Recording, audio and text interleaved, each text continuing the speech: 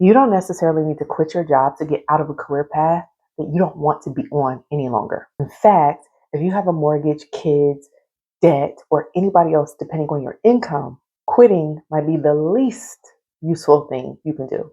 What changed my thinking was realizing I didn't need one giant replacement income before I could change my career path.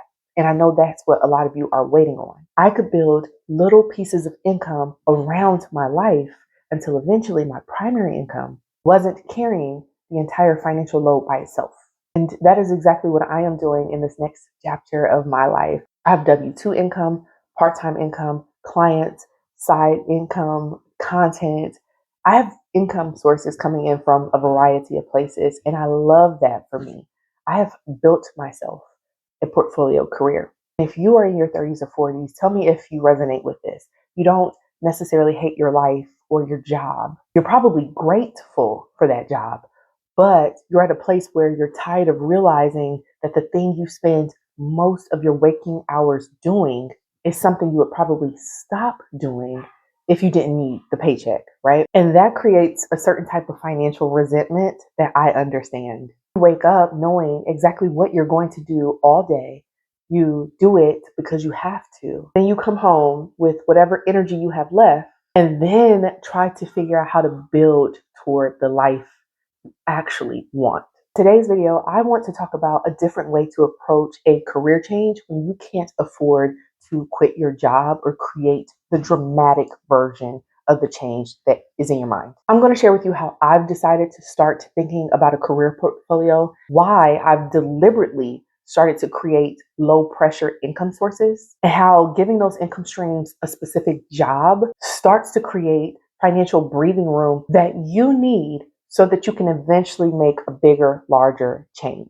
And if you're new here, my name is Nisha. This channel is starting to go in a direction of talking through what life looks like when you have enough years behind you to know what you don't want any longer, hopefully enough years ahead of you to do something about it. So if that sounds like you, make sure to hit the subscribe button, click like, let me know in the comments that you are here. So I want to start with something I think a lot of people get wrong about career pivots. We tend to imagine that changing careers means identifying the thing that you really want to do, quitting what you're doing now, and then somehow making the new thing pay for whatever it is you want to do with your life. And wouldn't life be easy if that beautiful, very clean version of the story were true all the time? But it's not. Maybe you're 42 and your salary is paying the mortgage. Maybe you're 49 and you have college to pay for. Maybe your health insurance for your family comes through your job. Maybe you're carrying a lot of debt. Or maybe your household depends on your income in a way that makes changing feels very irresponsible. And the first thing you start thinking is, well, I guess I'm just stuck. I don't think you're stuck. I think you may have been looking at your transition as one enormous financial problem when it might be more useful to think about it as a series of smaller ones. Because the question that is often the case is, how do I replace my current salary? When I think a better question is, how do I create additional income sources so that my salary, my primary income, doesn't have to carry all of the financial load by itself? Instead of looking at every freelance opportunity or financial opportunity as something that must replace my full-time income from my traditional job, I just started to give some of these income sources a job on their own. Right now, I have an income source that covers 75% of my mortgage. I don't need it to make six figures. Its job is to take a big chunk of the mortgage off the table. I have another income source that is solely for taking big family vacations, having 4 young children. 6 members of our family is very expensive to travel anywhere. So when that money comes in, it's not disappearing into a general household account. Its job is to help us take more trips. I have another income stream that goes toward paying off micro payments, making micro little debt payments towards credit card payoffs. Some of these income sources may potentially make more money, but I'm okay with the fact that maybe they won't either. And I got to tell you, that's part of what I like about this approach. They don't all have to prove themselves. And I think that's one of the most underrated advantages of building a portfolio career. You are no longer asking just one job to satisfy every financial need that you have in your household. Your primary job can be the thing that gives you stability. And then you have another income source that gives you flexibility, another income source that helps make life more enjoyable, another one that can help you to accelerate financial goals. Even if you really enjoy your job, I really need you to hear me say this. If your financial life depends on one income, that means that one income source has all the power over you. Even if you hate it, you need it. Even if you're bored, you need it. Even when you know that you're capable of doing something else, you need it. And that can make you feel trapped. Even when you're paid well, even when it's a perfectly respectable career, something you're good at, and everyone reminds you how lucky you are, but you're sitting here thinking, I don't want to do this for another 10 years. That's not a call to blow your life up.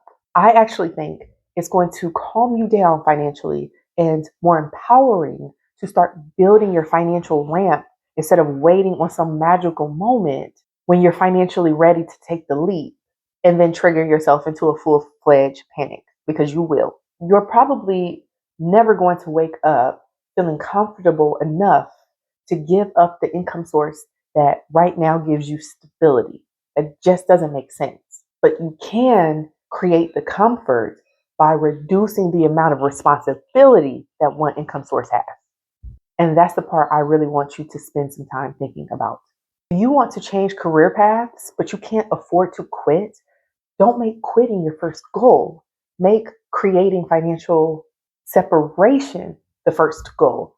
Start building something financially that has a specific purpose outside of your paycheck. Maybe that's $200 a month or $500 or $1,000 a month. Number matters, yeah, but the psychology of it matters more. Let me put you on a little secret.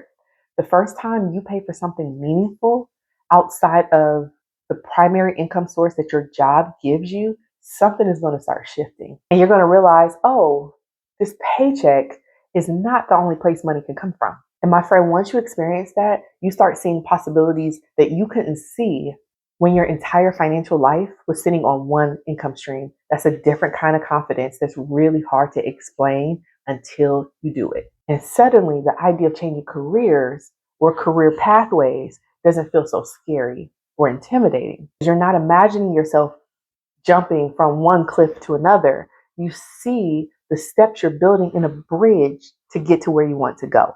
I think that's a much more realistic way to approach this decision when you have so much responsibility at this stage in life, because you don't need to know exactly what it is that your career should be before you get started. That's another thing I would challenge. Sometimes we think we need to figure out our next passion before we are able or allowed to move away from the thing we're tired of. But what if you alleviated that pressure by seeing your next income stream as just an experiment? That's it. What if trying freelancing or consulting or content creation or teaching or working part-time or selling a small digital product or trying something completely unrelated to your career, what if you could do all of that without the pressure? Because you're collecting information without betting your mortgage on the outcome. Make sense? I actually like having different kinds of work. I like having things use different parts of my brain. I like that some things are predictable and some things aren't. I love knowing that if one income source slows down, my entire financial life isn't going to fall apart. And maybe that's partly because my definition of career success has changed over the years. And maybe in your next chapter, yours has too. Maybe the career that you've been building 10, 15, 20 years on is less of a one size fits all and more of a collection of things that work together. And maybe that's particularly valuable when you have more responsibilities or you find yourself in a season with more responsibilities than you did 10 years ago. The reason you feel stuck, the reason you feel financially panicked is because you need more options. And my friend, options are something you can build. You are watching this and you are deeply over your current career path and don't know what to do next. I really hope that you sit with this before you dig deeper into trying to figure it out. What is it that you're actually looking for? Is it more money, flexibility, autonomy, creativity, time with your family? Like me, you have to financially create margin and support because you are a no village household. Maybe you want more interesting work, or maybe you don't want to keep feeling as if your entire life and identity are being held hostage by a paycheck that you don't want to spend another 20 years earning, because your answer will probably tell you what kind of income stream you need to build next. You don't have to make every side project your next career. Give it a job and then let it do that job. There is something incredibly confidence building about knowing that your primary income does not have to carry the weight of your life. Your current path can pay the bills while something else bridges the gap towards what it is that you want. And eventually, you may get to a point that you get to ask yourself, I still want to stay on this path.